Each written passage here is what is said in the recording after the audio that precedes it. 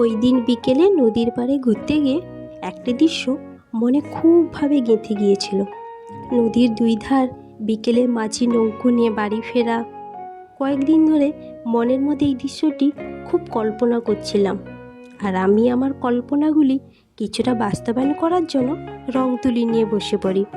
আমার আজকের আঁকা এই ছবিটি আমি কতটা ফুটিয়ে তুলতে পেরেছি আপনারা প্লিজ জানাবেন, এবং ছবিটি কেমন হয়েছে আর আপনাদের কেমন লাগলো অবশ্যই কমেন্ট করবেন।